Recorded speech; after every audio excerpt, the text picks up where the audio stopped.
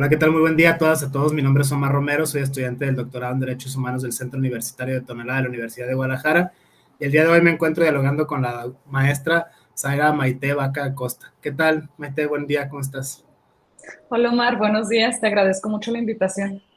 Bueno, gracias a ti. De hecho, la maestra Maite es egresada de la Facultad de Derecho del TEC de Monterrey, maestra en Derecho por la Universidad de Durango y tiene un grado de investigación en la Universidad de Berlín. Es muy interesante esta, digamos, apertura al derecho internacional de una manera u otra. Dicho sea de paso, también nos conocimos en el Encuentro Nacional, la Agenda de Seguridad y Justicia de la Suprema Corte de Justicia de la Nación, este encuentro regional que se celebró hace no mucho acá en Guadalajara, precisamente en el Centro Regional Jalisco, Nayarit y Tepic, en el CUSEA. Ahí, bueno, se debatieron varios puntos de interés común, varios puntos de relevancia nacional para el mundo jurídico y el mundo extrajurídico en general, desde distintos flancos. Esto es muy interesante, esta agenda transdisciplinaria. Y precisamente uno de los tópicos, y que es lo que nos convoca el día de hoy acá en este diálogo, tiene que ver con el juicio de amparo, o sea, esta reforma que se está haciendo, que se pretende hacer, este tema nacional, tanto al Poder Judicial como al juicio de amparo. La especialidad de la maestra Maite gira precisamente en torno al juicio de amparo, al derecho subjetivo y al interés legítimo. Al respecto de estos tres tópicos, Maite, ¿qué nos puedes contar? Sobre todo pensando en el mundo del derecho y del mundo que emana, que no necesariamente es del derecho, en este sentido lo jurídico y lo extrajurídico, pensando sobre todo en las personas que no necesariamente tengan formación como juristas. ¿Cómo nos podrías explicar estas premisas que vienes trabajando allá desde tu área de expertise? Justo Omar, ahorita en el contexto que estamos viviendo, estamos en una situación en donde se está poniendo mucha atención y de hecho no es para menos en, pues ahora sí, si es elección de jueces o si se continúa con el sistema que estamos, pues ahora sí que actualmente llevando mediante, pues ahora sí que concursos de oposición en las cuales, por los cuales se eligen a los funcionarios judiciales. Pero aquí lo que también se propone voltear a ver es, pues ahora sí que propiamente las figuras y cómo, qué es todo el proceso que hemos venido llevando para llegar a estos, pues ahora sí que a los extremos que estamos viviendo. Aquí se habla mucho en términos de, pues ahora sí que entre juristas, la reforma del 2011 como paradigmática, lo cual en realidad pues lo fue, pero de todo lo que se propuso en la Constitución, aquí pues ahora sí que las cuestiones que yo vengo manejando, muy de la mano de teorías, pues ahora sí que actuales, platicábamos del doctor Cruz Parcero, era justamente qué fue lo que se propuso en la reforma constitucional y a dónde hemos llegado. ¿Por qué? Porque también vemos, pues ahora sí que los resultados, la propuesta de la reforma judicial viene de un descontento social que no logra, que no ve satisfechas sus necesidades pues ahora sí que en la actuación del Poder Judicial. Y hemos de ser conscientes de ello. Si bien yo no estoy de acuerdo, o bueno, yo no comparto la forma en la cual se está buscando combatir, pues ahora sí que, pues la situación que enfrentamos de manera de inseguridad jurídica, sí creo que es una oportunidad de deconstruirnos y de ver qué es lo que se está haciendo mal, qué es lo que se está haciendo bien, de revisar nuestras teorías para partir de aquí, o sea, también verlo como una oportunidad. Yo, pues obviamente, sea el resultado que sea, vivimos en una democracia, pues se tiene que apoyar, pero todo lo que lo sustenta, en qué está, todo lo que sustenta para resolver un juicio de amparo, las herramientas que tiene ahora sí que los juzgadores para resolver el juicio de amparo, es muy importante que se vuelvan a analizar. Traíamos ahí un debate, cuando fue la reforma del 2011, queda abierto ahora sí que el objeto de protección del juicio de amparo, como decías tú, para personas que no son juristas, pues ¿qué protege el juicio de amparo? Ya han llegado personas, pues ahora sí, yo soy litigante, entonces en la práctica llegan personas y te piden un amparo para, pues no sé, para cuestiones que no procede el amparo. Entonces, el poderles explicar contra qué procede un amparo, nosotros decimos, ok, es para la protección de derechos, pero en realidad con la reforma del 2011 nos decía, el juicio de amparo protege derechos e intereses legítimos. Ese interés legítimo se puede interpretar como que un interés es un derecho. Pero después viene en el 2013, viene la ley de amparo y nos dice, no, son derechos o intereses.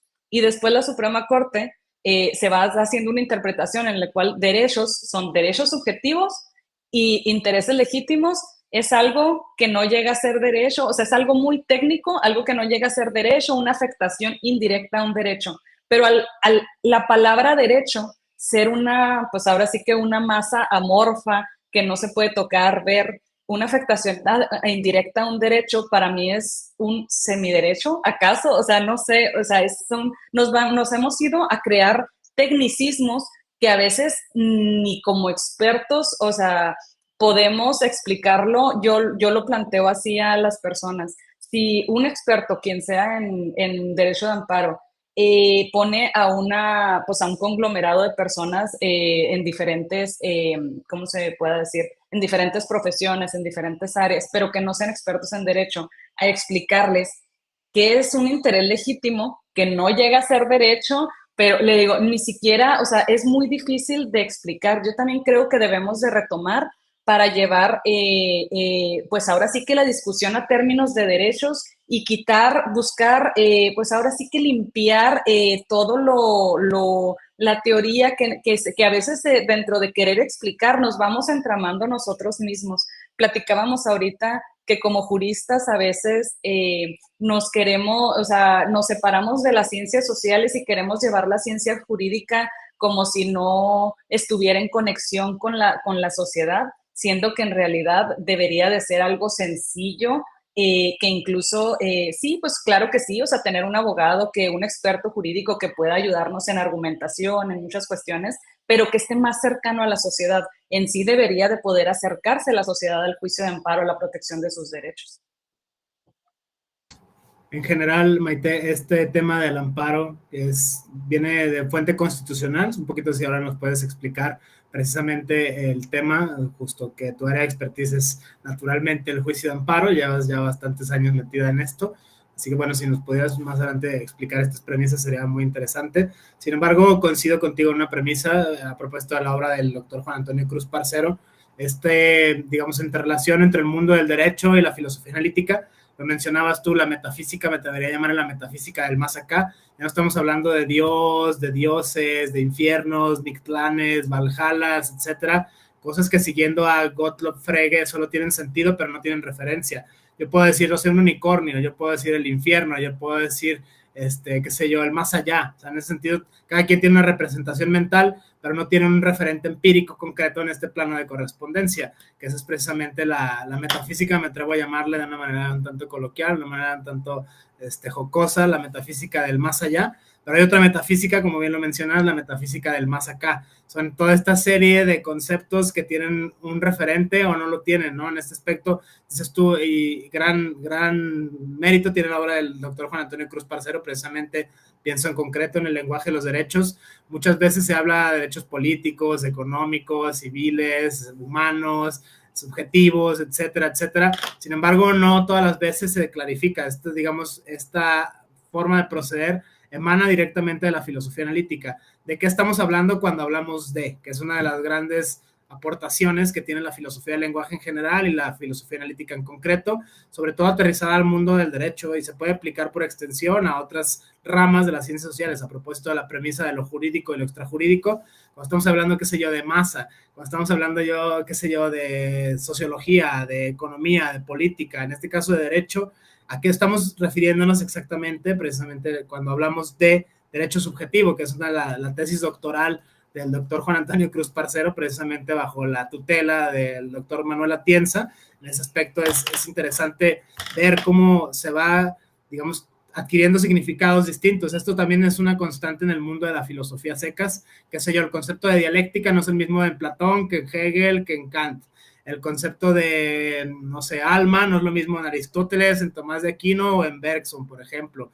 Y así va teniendo distintas acepciones según la latitud, según el tiempo histórico y según la corriente ideológica a la cual está ceñida el autor, ¿no? Que si es naturalismo, que si es positivismo, que si es semántica, que si es lo que sea, idealismo, realismo, etcétera, va adquiriendo distintos significados conforme se va tejiendo. Incluso, insisto, Depende de las latitudes, depende de las corrientes y depende naturalmente del tiempo histórico en el cual se geste.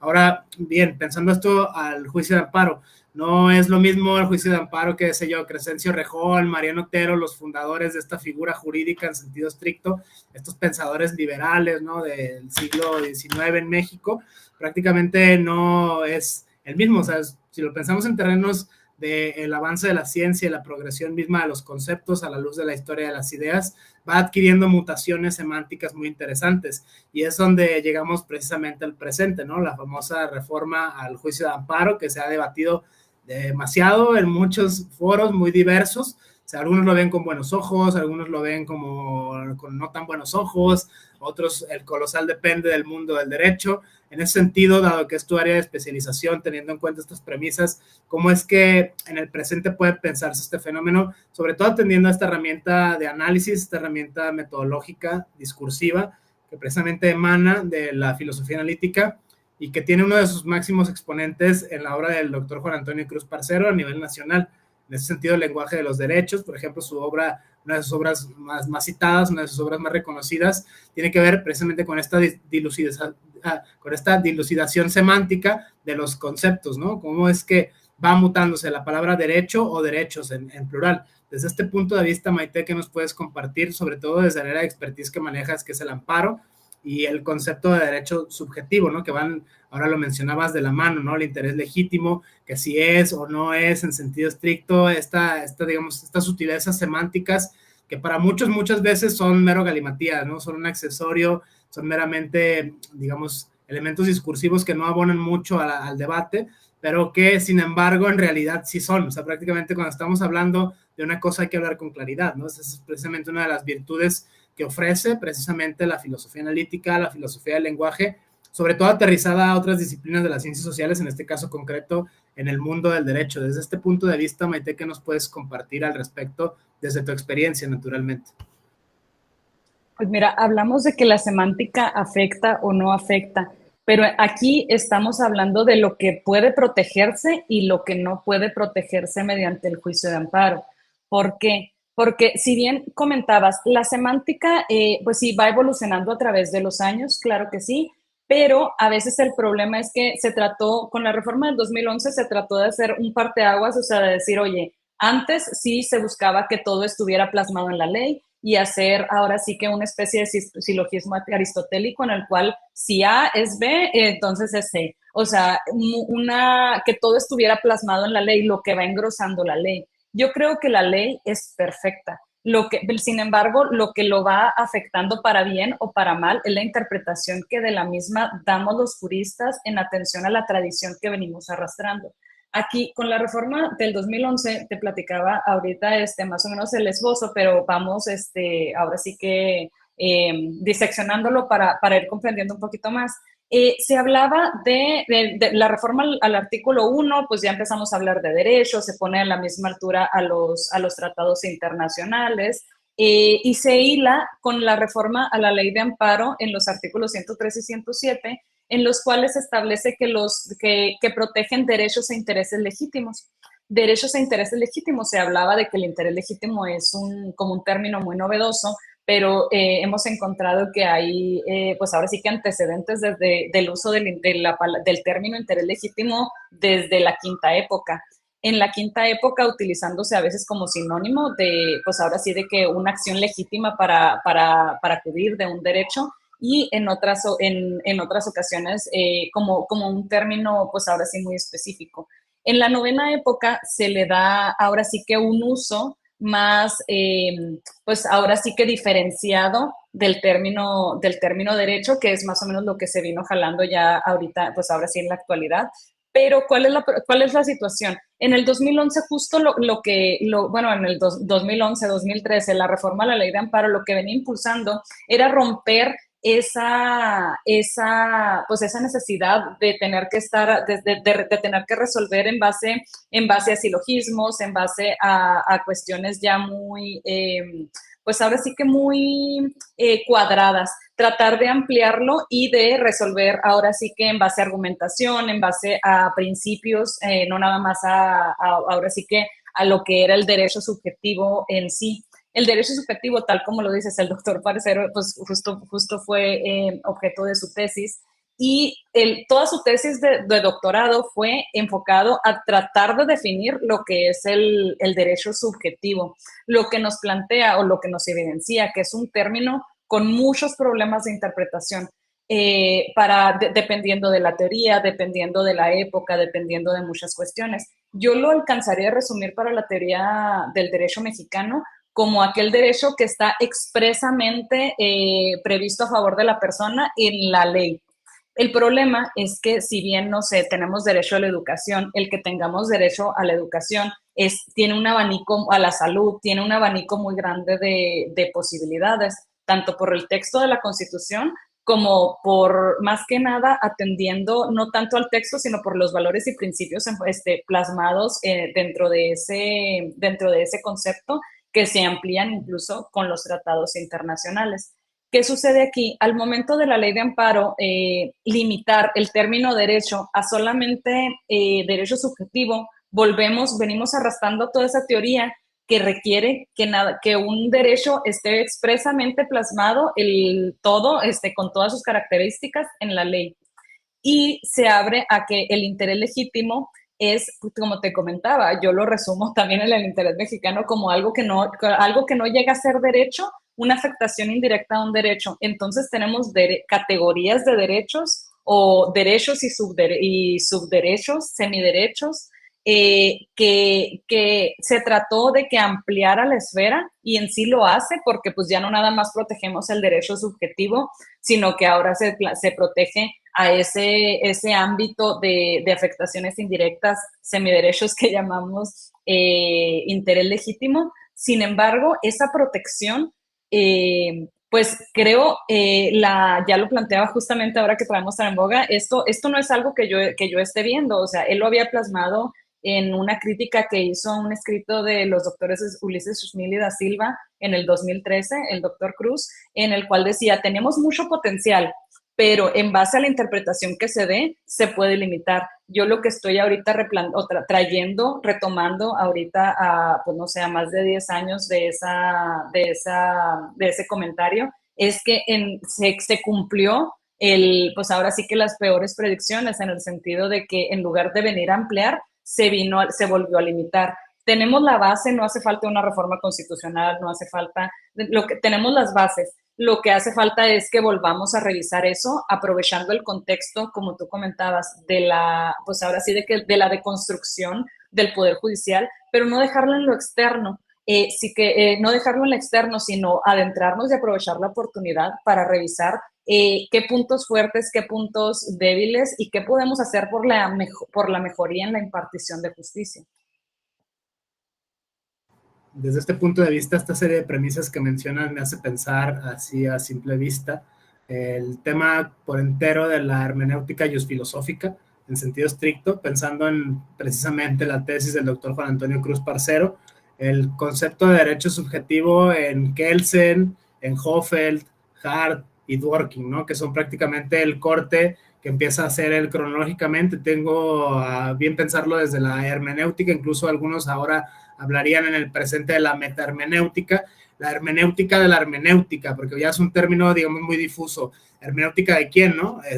Gadamer, Paul Ricoeur, Guastini, o sea, en ese sentido, muchos autores se han sumado a este afán precisamente de la interpretación, sobre todo pensándolo en materia constitucional, la interpretación conforme. ¿Y cómo se interpreta la interpretación conforme, no? Estamos hablando en sentido estricto en una segunda dimensión de análisis, que han llamado la metahermenéutica, precisamente Mauricio Beuchot y sus alumnos, precisamente en la UNAM, la hermenéutica analógica y todos estos fenómenos, tratar de encontrar las similitudes y las semejanzas o las diferencias, vaya, que es todo un análisis filosófico. Esto pues gusta mucho, sobre todo en el terreno del derecho a secas, y naturalmente emana esto de la filosofía, esta hermenéutica que, bueno, surge la interpretación de los libros sagrados, lo que sea que signifique, ¿no? Los textos presumiblemente de la revelación de la divinidad a la humanidad, cómo es que se lee esto, ¿no? Y después, por analogía, se extiende al mundo del derecho, cómo se interpretan las leyes, cómo se interpretan los códigos, la subsunción famosa de los juristas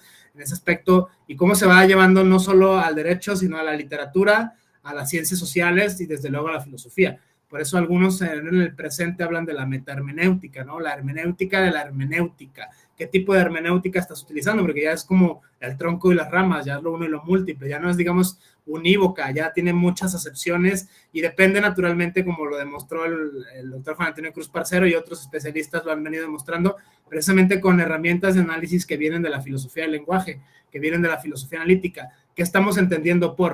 O sea, si queremos llegar a un acuerdo, ya sea práctico o eminentemente teórico, tenemos que empezar naturalmente, sin caer en la falacia de la petición de principio, en definir, o sea, dilucidar lo que estamos hablando. ¿Qué estamos hablando cuando hablamos, qué sé yo, de derecho subjetivo? ¿Qué estamos hablando, qué sé yo, cuando hablamos de amparo? ¿Qué estamos hablando cuando estamos hablando de interpretación conforme? Todos estos fenómenos que vienen de una manera u otra de la filosofía y que se encarnan en el mundo de las ciencias sociales en particular. Pienso en concreto ahora en el mundo del derecho, cómo es que se están leyendo estos conceptos, las mutaciones institucionales, las mutaciones de las latitudes y las mutaciones cronológicas son variables que hay que tener en cuenta. O sea, no se puede hablar así sin más de derecho, no se puede hablar así sin más de la interpretación conforme, no se puede hablar así sin más del amparo o del derecho subjetivo. Digamos, es un andamiaje metodológico muy sano ver este ejercicio a la luz de los tiempos que corren, ¿no? Sobre todo por todas las diferencias de opiniones que hay, que cuando se mezcla, no sé, derecho con política, cuando se mezcla derecho con economía, cuando se mezcla derecho con antropología, los operadores jurídicos, que si la brecha generacional, que si las preferencias ideológicas, que si la cuestión de la objeción de conciencia, muchas veces en muchos operadores jurídicos permea este tema. Pienso en grandes éxitos, qué sé yo, como el aborto, por ejemplo, ¿no? Gente que todavía sigue sosteniendo el nasciturus derivado de concepciones religiosas, derivado de brechas generacionales. En ese aspecto son distintas facetas que hay que tener en cuenta cuando se habla de estos fenómenos que presumiblemente son eminentemente jurídicos. Ya no es decir, estoy estudiando leyes, por ejemplo, ¿no? Que no es aprenderte el código de memoria y ya está, el 103, el 107 constitucional, aprenderte tal cual de memoria literal, la ley de amparo, sino que prácticamente va teniendo mutaciones semánticas y todo esto se lee a la luz de las distintas tradiciones, usando este término de Gadamer, por ejemplo, la tradición en la cual se encuentra el texto, la tradición en la cual se encuentra ese contexto y la tradición en la cual se encuentra el intérprete, el famoso círculo de la comprensión o círculo hermenéutico, para llegar a tener una comprensión más o menos cabal de esto. La crítica que le hacen a Gadamer, precisamente Paul Ricoeur, es que, bueno, la hermenéutica gadameriana condena la erudición, y como nadie está obligado a lo imposible, entonces hay que dar la apertura a métodos más libres de interpretación, sin caer naturalmente en la poesía, ¿no? En ese sentido, pues cada quien, es que yo siento, es que a mí se me figura, a mí me evoca, tampoco es válido, digamos, esa libertad interpretativa, porque entonces nos condena a la subjetividad absoluta. O sea, no es ni la objetividad total, que es una pretensión muy decimonónica, y esto tiene que ver ni tampoco la libertad subjetiva absoluta, que también son los dos polos, ¿no? O sea, en ese sentido, de una manera muy aristotélica, el justo medio, tratar de encontrar un equilibrio sano, un equilibrio reflexivo. Precisamente llama mucho mi atención. Los operadores jurídicos siguen hablando, dicen los que saben, las reglas de la lógica, las máximas de la experiencia y el conocimiento científicamente afianzado. Las reglas de la lógica se refieren eminentemente a la lógica aristotélica, lógica que ya está superada, ¿no? Desde el siglo XIX, lógicas polivalentes que no son de verdadero y falso, lógicas de mundos posibles, etcétera. Esto lo han venido dando a conocer pues filósofos, matemáticos, lingüistas, han roto, digamos, con estas concepciones semánticas y han demostrado la insuficiencia de sus sistemas lógicos. Es un tema muy interesante, porque incluso hoy en el presente muchos jueces, magistrados, operadores jurídicos siguen resolviendo casos y cosas con estos andamiajes lógicos, ¿no? Pero suponiendo que es que ya es matematizable, ya no hay falla. O sea, prácticamente el problema de la deducción, el problema de la inducción, son problemas que vienen precisamente de la filosofía de la ciencia, son problemas que vienen de la filosofía de las matemáticas, son problemas que vienen de la filosofía de la lógica. En ese sentido son muchas veces aisladas estas disciplinas, ¿no? Se presupone que ya es como si ahora sosteniéramos, no sé, el trivium y el quadrivium, o que la Tierra es cuadrada. En ese aspecto siguen siendo nociones que en su momento fueron muy útiles, muy válidas, pero que por los tiempos que corren ahora dejan mucho, quizá mucho que desear, sobre todo en terreno de la hermenéutica. Lo dejo en ese plano para avanzar con el siguiente tópico, la interpretación de la interpretación, o sea, cómo se está interpretando lo que interpretan los operadores jurídicos. A veces se tiende, muchas veces, la arrogancia a presuponer que metodológicamente, ya porque se sabe derecho, ya porque se sabe filosofía, o ya porque se sabe economía, es decir, este vértigo de la transdisciplinaridad que en el siglo XXI es una constante. Si bien no estamos obligados a lo imposible, insisto, a ser hombres del Renacimiento, a ser enciclopedistas y conocerlo todo, absolutamente todo, una pretensión muy hegeliana, ¿no? De aprender la realidad en sí.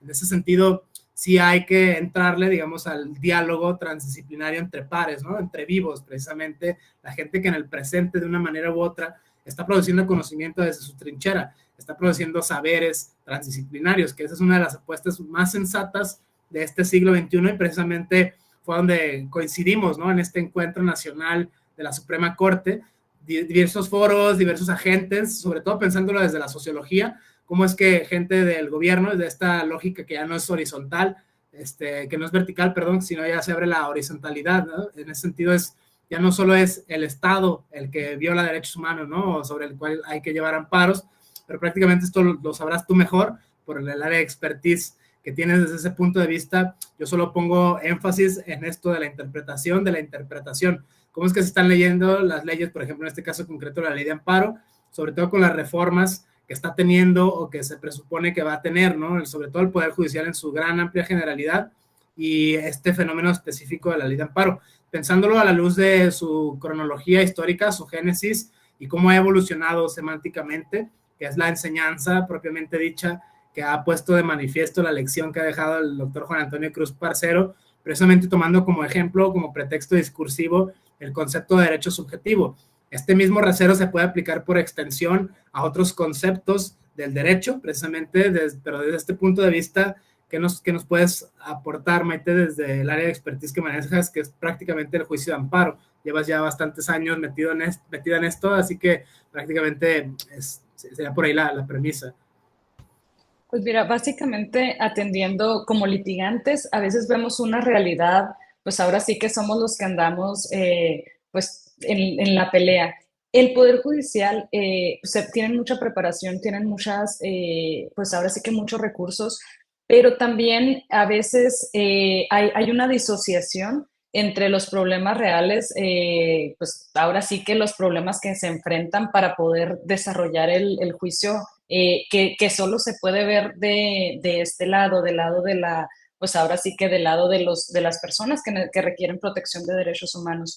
La teoría, el llevar la teoría a la práctica es donde se evidencia, pues ahora sí que la tradición que se viene arrastrando. Si bien hay todas las herramientas para que, pues ahora sí que el juez pues ahora sí que atendiendo a una interpretación conforme a derechos humanos, haga uso de muchas, pues ahora sí, de sus facultades, a veces se ve limitado, pues sí, pues por cuestiones políticas, por cuestiones, son muchas las cuestiones que debe de tener en cuenta el juzgador. Sin embargo, pues no sé, hay en cuestiones, no sé, hace poco me tocó el planteamiento de pues solicitar un amparo, pero también estar solicitando el reconocimiento de defensores de derechos humanos para las personas quejosas en atención a su especial situación. Y la respuesta ahí, pues obviamente buscando ciertas medidas de protección, atendiendo a derecho, pues ahora sí que internacional, a tratados, a muchas otras cuestiones.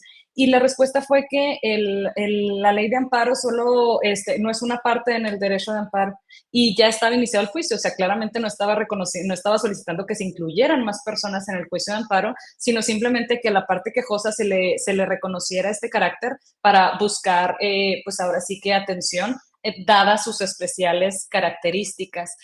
Lo que nos evidencia el juez aquí, cómo actuó atendiendo a pues ahora sí que buscando, él abrió la ley de amparo, ¿dónde viene esto? En ninguna parte. Al no estar objetivamente plasmado, expresamente plasmado, pues él se fue a decir, no, eso no es ellos no son parte. Obviamente, pues ya existen los recursos para tratar de combatir eso, pero no se ha resuelto y el punto es que evidencia ese tipo de situaciones o sea, que, pues no sé, que venimos arrastrando. Ahorita nosotros somos una generación que nos tocó bueno, pues ahora sí que estudiar el derecho antes de las reformas del 2011 y en la transición hemos ido aprendiendo.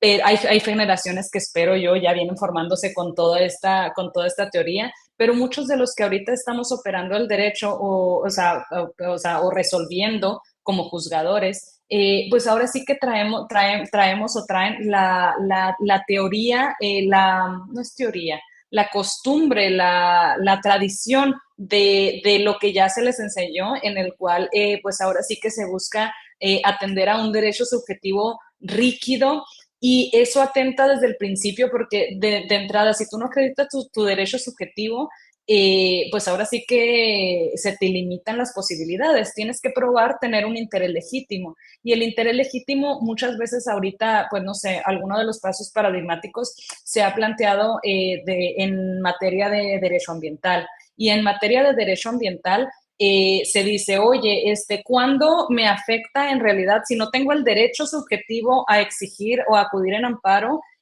¿Cuándo tengo el interés legítimo? Se decía por ahí la interpretación de la Suprema Corte, pues ahora sí que cuando te beneficias de los servicios ambientales. Entonces, claramente, si te beneficias o sea, si te puede beneficiar o perjudicar la resolución de un juicio de amparo, para mí no es un interés legítimo nada más para acudir al amparo. Tengo el derecho a un medio ambiente sano, a la salud, o sea, son afectaciones a derechos, pero que se ha buscado, como no encuadran en la teoría del derecho subjetivo, buscar otra manera de llamarle, de darles ahora sí que, pues ahora sí que mediante tecnicismos, buscar el encuadre de cómo se le puede llamar a esa otra situación, que en realidad para mí son afectaciones a derechos.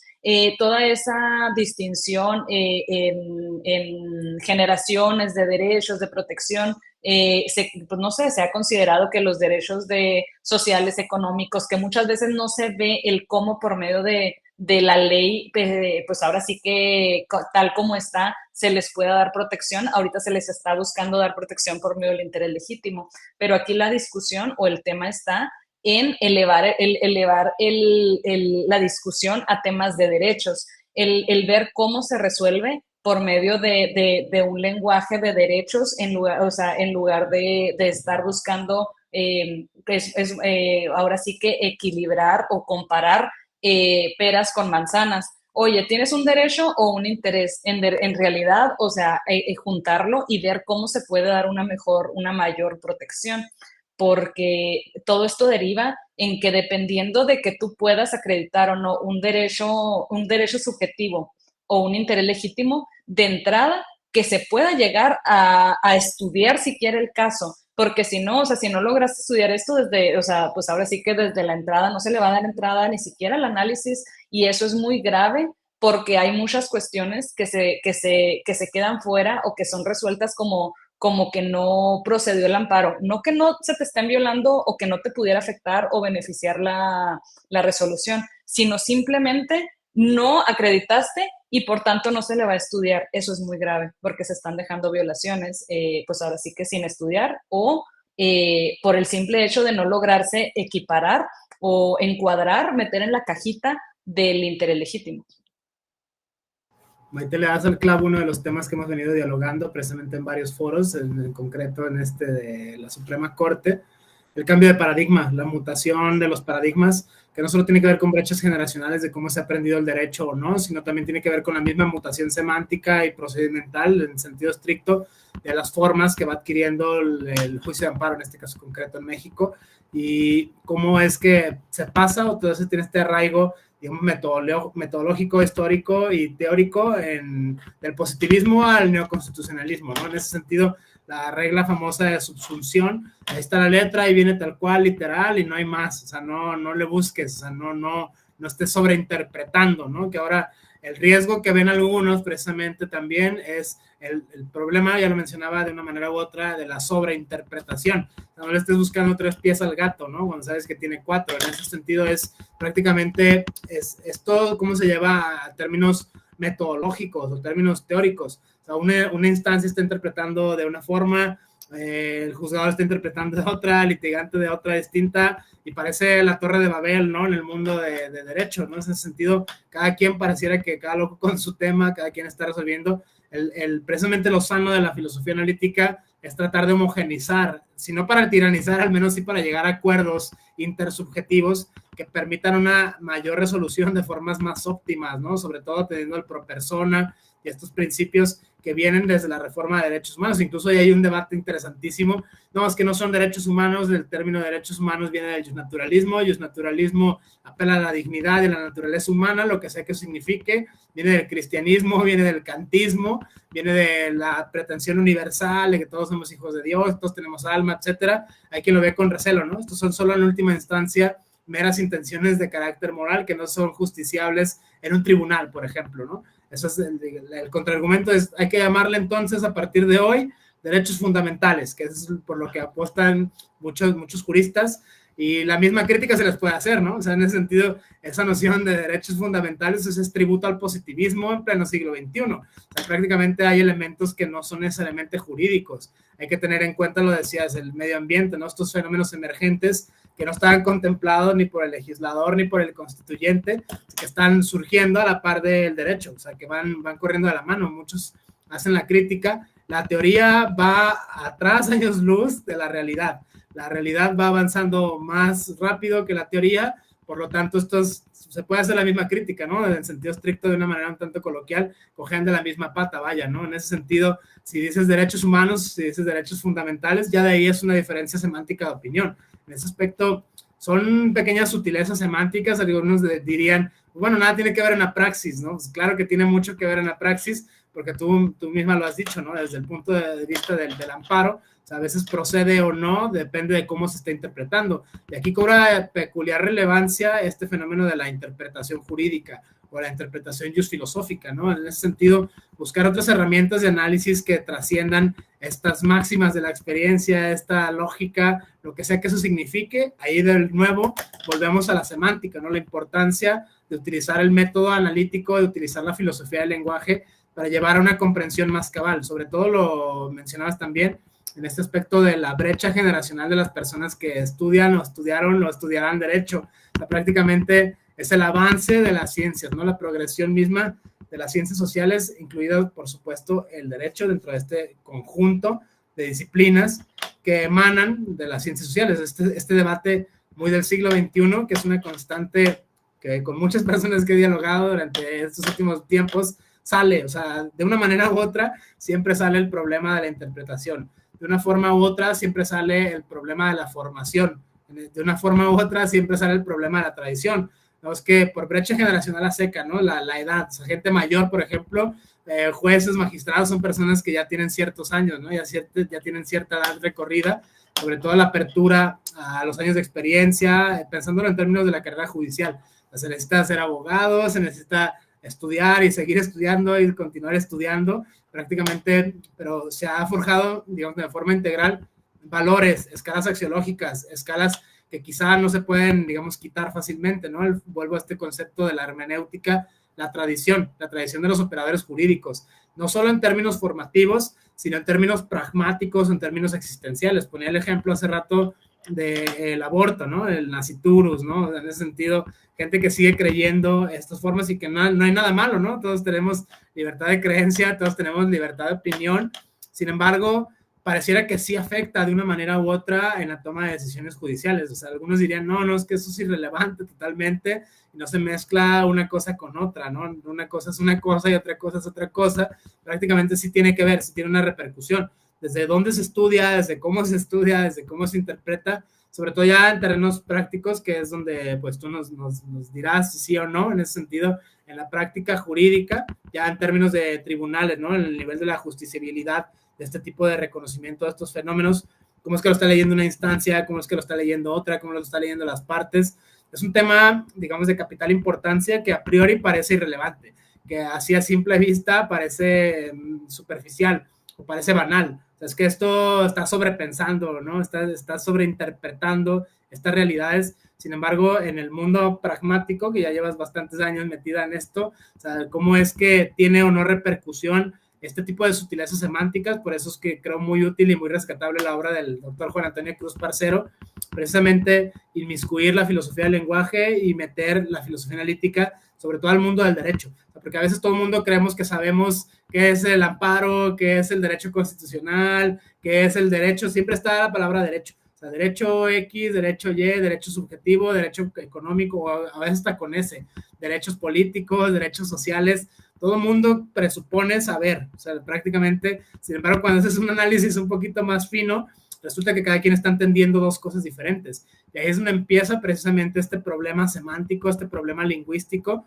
que sí afecta de una manera u otra a la realidad jurídica, sobre todo en los tribunales, ¿no? Desde este punto de vista que nos puedes compartir acerca de estas intuiciones, porque, bueno, parte de tu trabajo tiene que ver con este análisis de forma directa o indirecta, atender a esta premisa metodológica, que insisto, hasta el cansancio, pareciera que a simple vista es banal, pareciera un galimatías, ¿no? Pareciera un lujo metodológico, pero realmente no lo es, o sea, prácticamente es, sí determina la forma de resolver, sí determina la forma de pensar el fenómeno mismo desde el mero análisis semántico, desde tu punto de vista que puedes abonar sobre estas premisas. Como tú comentas, se dice el mero análisis semántico, pero creo yo que es el trasfondo se podría decir, yo siento que ahorita la situación que que se está analizando con el Poder Judicial es la punta del iceberg, porque sí, no podemos negar, pues sí, la percepción de la sociedad. La percepción de la sociedad, pues ahora sí que buscan celeridad en la resolución de sus, ahora sí que de sus planteamientos.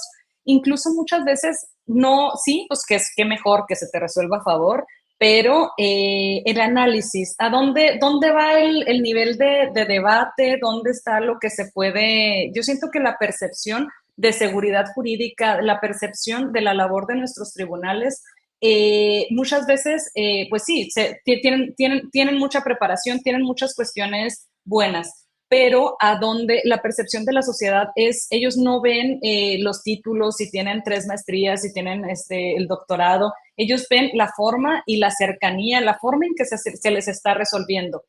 Y pues aparte, digo, ahorita tenemos problemas con que los juicios de amparo están tardando, pues no sé, más de un año en resolverse, no hablemos de la ejecución, porque hay muchos problemas que escapan, o sea, ese es un problema, pues ahora sí que con muchas aristas, pero pues ahora sí que el punto o lo que estoy planteando es que también se tiene que voltear a ver al trasfondo. Se habla de semántica, pero la semántica es lo que permite el análisis de fondo. Entonces, aquí también es muy importante si la facilidad o las cuestiones que se permiten, que se da apertura, contra qué se puede interponer un juicio de amparo, el comprender esto tanto en todos los niveles de operación del juicio de amparo, es básico porque es lo que nos da ahora sí que la apertura a lo que se puede proteger o no se puede proteger, se puede estudiar o no se puede estudiar. Entonces, sí, pues como te comentaba en un principio, si bien es muy importante, pues sí, ahora sí que estudiar la organización del Poder Judicial. No comparto ahora sí que la forma en la que se está proponiendo pues, la organización administrativa del Poder Judicial. Es algo que se tiene que analizar.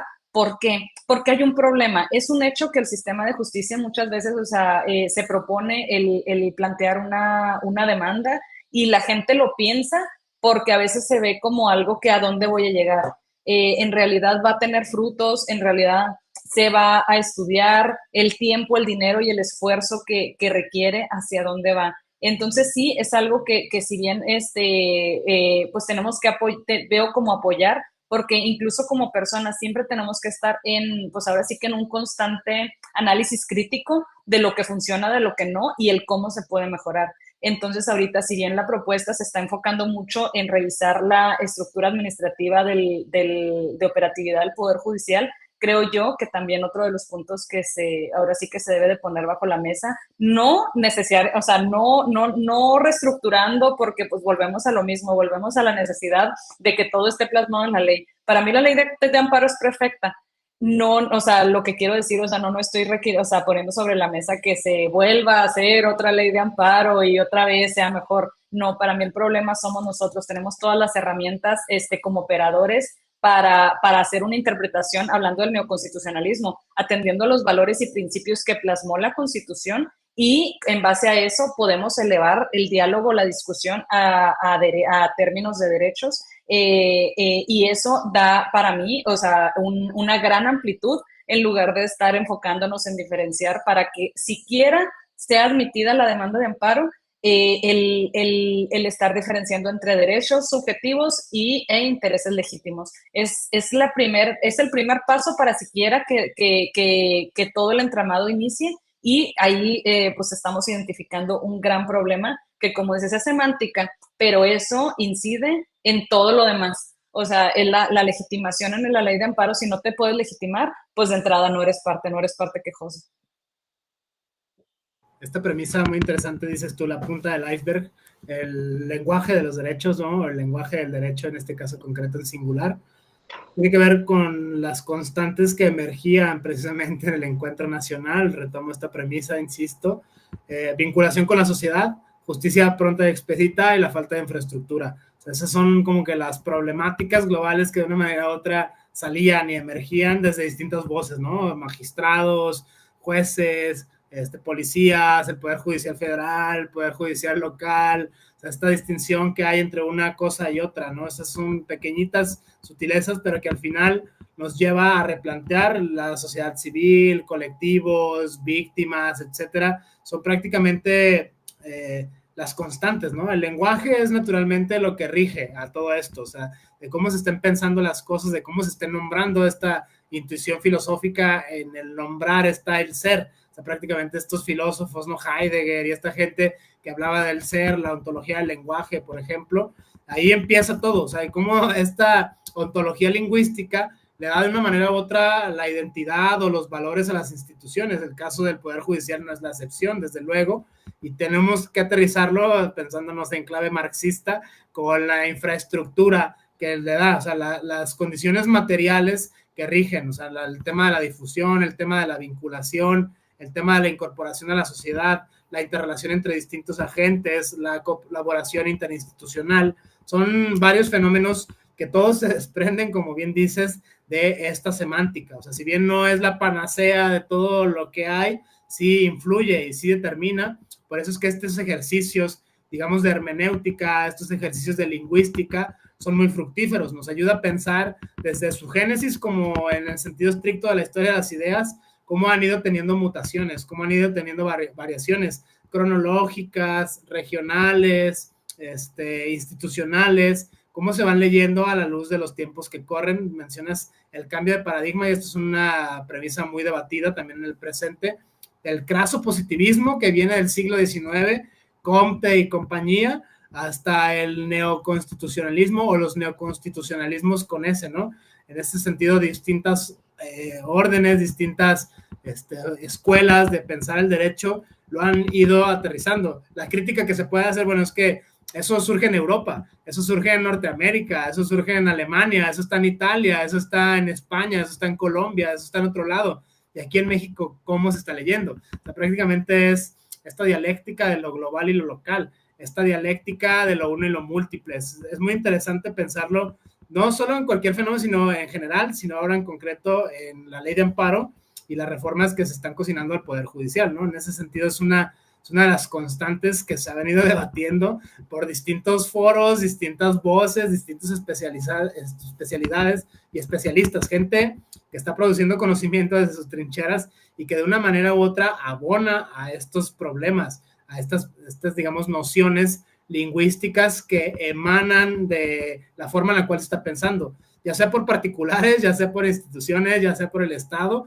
o por todas las anteriores, en conjunto y por separado, ¿no? En ese sentido es como que un gran plan holístico que se está, digamos, pensando, incluso repensando. Hay quienes harían la crítica todavía más arriesgada a deconstruir. Estas nociones son del siglo pasado, ¿no? Son del siglo XX, la segunda mitad del siglo XX.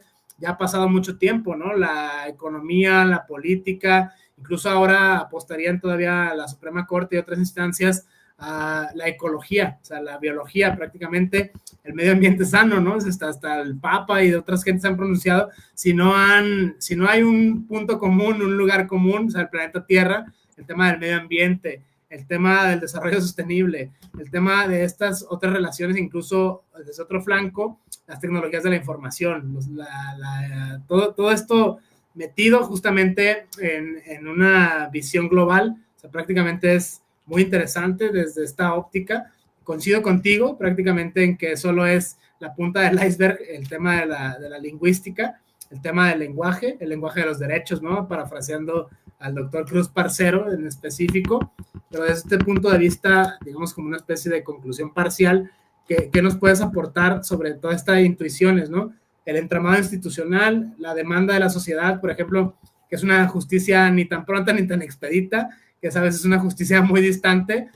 Sí, los derechos humanos por aquí, los derechos humanos por allá, pero prácticamente en la realidad brillan por su ausencia, ¿no? Que, vaya, pareciera que es pura poesía, que es pura letra muerta, o sea, pocas personas están poniendo énfasis en esto, e incluso dicen, bueno, es que no queramos, es que no podemos, es que no hay con qué, es que no hay cómo, nos falta personal, nos falta infraestructura, por eso utilizo esta tesis marxista, ¿no? Las condiciones materiales sí determinan la forma espiritual, y no al revés, no es el espíritu el que determina la materia, no en clave hegeliana, sino que es en clave marxista la infraestructura, las condiciones materiales, porque es una constante, ¿no? Magistrados, jueces, es que no nos alcanza el tiempo ni la vida, somos humanos, demasiado humanos, y también se pierde a veces esto, ¿no? Ese es el juez Hércules famoso de Ronald Dworkin, ¿no? Aquel que puede todo, aquel que está más allá de la razón, que nunca se equivoca, que siempre toma la mejor decisión. Es otra de las críticas que hay, o sea, la parcialidad de los jueces, o sea, no dejan de ser seres humanos. O sea, no es el hecho de que te invistas de la toga y ya automáticamente eres una especie de semidios todopoderoso. En ese aspecto es algo interesante volver a la antropología de los operadores jurídicos, ¿no? Volver a la antropología social de las instituciones. Al final son construcciones humanas, demasiado humanas, ¿no? Citando esta noción de Nietzsche, por ejemplo, en ese aspecto, desde tu punto de vista, que esto ha sido pues, prácticamente el debate, una constante que ha salido en estos foros, precisamente de discusión de carácter nacional, de relevancia, pues vaya, actual. Justo, las condiciones materiales afectan mucho y creo que por algo estamos en estos, ahora sí que en esto, en el debate de la organización del Poder Judicial, pues justamente porque algo está fallando y claro que hay que ponerle atención, claro que hay que tratar de resolverlo. Yo comentaba justamente que no estoy, pues ahora sí que no apoyo el hecho de que se democraticen, el hecho de que sean electos los jueces por elección popular, pero eso es una elección, ahora sí que muy personal, lo cual, si la sociedad elige que sí, a lo mejor puede tener, pues ahora sí que sus puntos buenos, sus puntos malos, habrá que verlo, habrá que descubrirlo, pero lo que sí también, o sea, lo que yo propongo es que también si bien sí hay que reorganizar y saber, atendiendo a saber, oye, esto es lo que tenemos, ahora sí que materialmente, pero en otro lado, que aprovechar el contexto, pues ahora sí que histórico, para también analizar el trasfondo, lo que están analizando, las herramientas que ellos tienen. La línea, pues ahora sí que de resolución, las líneas teóricas que vienen, ahora sí que agarrados, la liana a la que estamos agarrados para la resolución. El buscar, oye, podemos hacer algo también para mejorar en este ámbito, a lo mejor y no funciona, pero las bases las tenemos y ver si lo que se plasmó en el 2011 se está llevando a cabo y qué de eso que se plasmó en el 2011 se está llevando, cómo se está llevando a cabo, qué podemos mejorar para lograr empatarlo al ideal neoconstitucionalista que se tenía, que impulsó esas reformas y que no se está llevando a cabo para buscar ponerle atención y tratar de mejorarlo. O sea, mi sentido es en el no nada más analicemos porque no todo es malo del Poder Judicial. Tenemos gente muy capaz, tenemos gente muy, pues ahora sí, con muchos estudios. El problema es que las herramientas que se les están dando, ellos también tienen que seguir. Ahora sí que estamos dentro de un sistema y las reglas del juego, o sea, tenemos una constitución, tenemos la jurisprudencia, tenemos la suprema, o sea, son cuestiones dentro de las que nos tenemos que ir, ahora sí que constriñendo, como tú dices, no llegar al romanticismo de que cualquier cosa sea, porque saturaríamos a los juzgados, a cualquier cosa que a mí se me pase por la mente la podemos demandar, ¿no? Pero sí llevarla a derechos y aprovechar el contexto y para estar para entrar en un análisis crítico de lo que está funcionando y no nada más en las herramientas, en los operadores, en la forma en que se eligen, sino también aprovecharlo para ir un poquito más a fondo y revisar lo que, pues ahora, o sea, a más de las reformas del 2011, o la ley de amparo del 2013, a 10 años a más de 10 años de ello, hacia dónde vamos. ¿Seguimos esa línea o como que en el camino nos desviamos un poco y podemos aprovechar el contexto para reencaminarnos a lo que se había previsto? O eso funciona, eso no funciona, para volver, o sea, a encaminarlo y decir, oye, no, es que eso no funcionó, y entonces vamos tomando otra ruta. Desde este punto de vista, Maitea, como una especie de conclusión parcial, si bien no todo es así apocalíptico y descorazonador, ¿no? Invitación total al nihilismo, en ese sentido sí hay muchas áreas de oportunidad. No todo está mal, pues no todo está perdido, o sea, en ese sentido sí hay gente muy valiosa, las instituciones funcionan más o menos de una manera óptima, sí hay cosas que mejorar, ¿no? Así naturalmente todo no es perfecto, pero sí es perfectible, porque tampoco es esta de que todo mal, ¿no? Y el Poder Judicial son puros fifís y están en contra del pueblo, esta dicotomía, este peligro populista que está en el análisis de una manera u otra. O sea, no, tampoco tomar polos opuestos, ¿no? Ni a favor ni en contra, las dos posturas son nocivas, ¿no? Los dos extremos son, digamos, un poquito fuera de lugar, esta noción aristotélica del justo medio, que, bueno, bastante ha servido desde hace mucho tiempo, una suerte de equilibrio reflexivo, digamos, muy coloquial, muy pragmático, ni muy, ni tan, ¿no? En ese aspecto es prácticamente, esto no todo está perdido, pero sí hay cosas que hacer, o sea, sí hay como que poquitas o muchas cosas que hacer. Desde este punto de vista, no todo es así como que puro fatalismo o puro idealismo, ¿no? En ese sentido, las dos son nocivas desde mi punto de vista. Hay que encontrar y, bueno, ver cómo es que se van tejiendo los tiempos, ¿no? Cómo es que se van dando por las alianzas interinstitucionales, cómo se van metiendo precisamente estos otros factores que no son necesariamente jurídicos, la cuestión sociológica, la cuestión política, la cuestión económica, de una manera u otra influyen, y sí influyen bastante, pero no terminan muchas veces. Es como que el pequeño gran detalle que existe sobre todo en este tema actualmente en torno al amparo y al Poder Judicial, que es parte del debate nacional, ¿no? En todos lados está, en todos lados surge y se ve muy marcado. Esto es muy sano desde el análisis crítico del discurso, ver las posturas políticas, ¿no? A veces en el nombrar prácticamente, no sé, si alguien dice ideología de género, por ejemplo, ya sabes de qué lado está, ¿no? Si alguien dice marxismo cultural, o sea, ya sabes de qué va, o sea, en ese aspecto es como los términos que se usan, las herramientas conceptuales que se emplean, y ahí es, creo yo, muy importante esta premisa semántica, esta premisa hermenéutica, que no tiene que quedar de lado, ¿no? De mi parte sería como que esta conclusión parcial, esta conclusión aporética, tipo los diálogos de Platón. Esta historia continuará, ver cómo es que se van dando los fenómenos de manera interinstitucional, distintos sectores de la sociedad, distintos agentes políticos, distintos operadores jurídicos, que para algunos ahí está la trampa, ¿no? Que se politice esta cuestión al extremo. Para otros no es lo mejor que le puede pasar al Poder Judicial. O sea, insisto, este análisis crítico del discurso, estas herramientas de análisis conceptual permiten vislumbrar muchas cosas. Desde tu punto de vista, como una especie de conclusión, ¿añadirías algo a este fenómeno? Porque, bueno, ha sido la constante de los debates precisamente en estos foros, en estos espacios, donde convergen de una manera u otra especialistas de diversa índole, ¿no? Especialistas de distintas ramas del saber, posicionados en puntos estratégicos, todos pensando lo mismo. Esto para mí es fenomenal porque aprendes bastante de muchas personas en muy poco tiempo.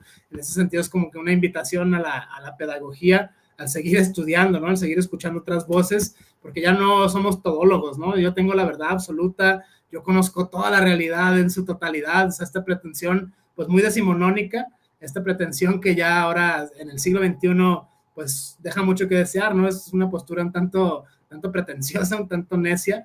Sin embargo, esta premisa queda sobre la mesa. O sea, no todo está dicho, es un completo hacerse, es un total ir construyendo, es un libro abierto, vaya, o sea, se va haciendo cada paso, cada institución, cada operador jurídico, incluso uno como particular se va haciendo sus propias ideas, ¿no? Y que son muy válidas como todas las formas de estar en el mundo. En ese aspecto es como mi conclusión, insisto, parcial, aporética, tipo los diálogos de Platón, ¿no? Es esto de no hay fin dado, o sea, se está dando y esto es una constante precisamente en el mundo de los derechos humanos. O sea, no todo está escrito, o sea, van emergiendo nuevas realidades y el derecho de una manera u otra trata de normar estas nuevas realidades. Pienso que sé yo, el derecho al medio ambiente sano, ¿no? Las personas no humanas, el libre desarrollo de la personalidad, grandes desarrollos jurídicos y grandes fenómenos sociales que nos han dado estas lecciones que, bueno, van o no de la mano el derecho y el resto de las ciencias sociales. Esto sería, digamos, insisto, una vez más, mi conclusión aporética a este tipo de fenómenos que están en la agenda nacional, que están en el debate actual, que son los tiempos que corren, la forma de analizarlo. Desde tu punto de vista, añadirías una especie de conclusión, sin tampoco ir al futuro, ¿no? De que el presagio y aquí tengo ya lo que va a pasar. O sea, nadie puede hacer eso y si alguien sabe hacerlo, pues que lo comparta, ¿no? En ese sentido, sería interesante escuchar esta como premisa, digamos, a forma de conclusión. Sí, justo, Omar. Estamos en constante construcción, que era lo que comentábamos ahorita, y los análisis que se pueden hacer son en abstracto. Tenemos que ser conscientes de que sea lo que sea que se resuelva, estaremos a favor o estaremos en contra, pues en un ánimo de cultura democrática debemos de apoyarlo y trabajar porque se aplique de la mejor manera, pero sea nuestra voluntad la que sea, va a implantarse dentro de un sistema que ya, pues que como decíamos, trae sus tradiciones, sus líneas teóricas, que se va a ir amoldando pues ahora sí que no tenemos la bola de cristal, como tú dices, y no sabemos de qué manera se va a moldar.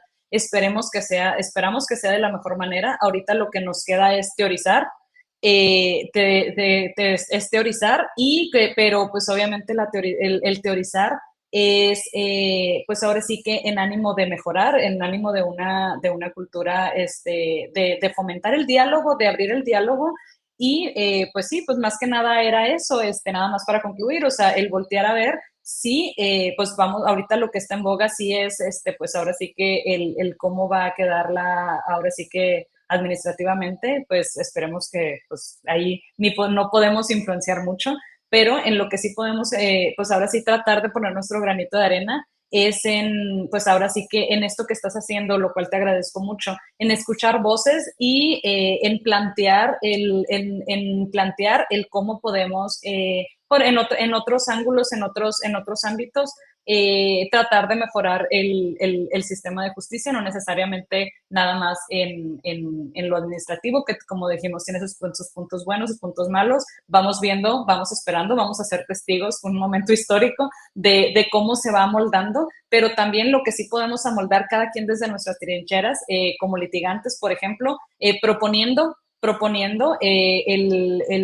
pues ahora sí que mediante la promoción de demandas, cuando sí, o sea, el variar el tipo de análisis que se hace desde el Poder Judicial. Ahora sí que pues los jueces, pues qué te puedo decir, tratando de abrir brechas en la conversación de los derechos y todos desde nuestras trincheras, pues tratar de cooperar y tratar de que todo, se maneje o avancemos hacia hacia la mejor perspectiva posible. Hacia el mejor de los mundos posibles, diría Leibniz, ¿no? En sus textos. Bueno, de mi parte no me queda más que agradecerte, Maite, este diálogo, esta apertura. Gracias por el espacio, por compartir tus conocimientos, este afán transdisciplinario de pensar fenómenos complejos. Naturalmente son fenómenos complejos todos estos y que se tienen que analizar de una manera u otra desde distintas voces. O sea, de mi parte, insisto, no me queda más que agradecerte. Y bueno, pues nada, o sea, en ese sentido, gracias por el espacio y gracias por compartirnos tu saber, ¿no? En ese sentido, gracias por el apoyo. Vale, Muchas gracias. muchísimas gracias, buen día a todas, a todos.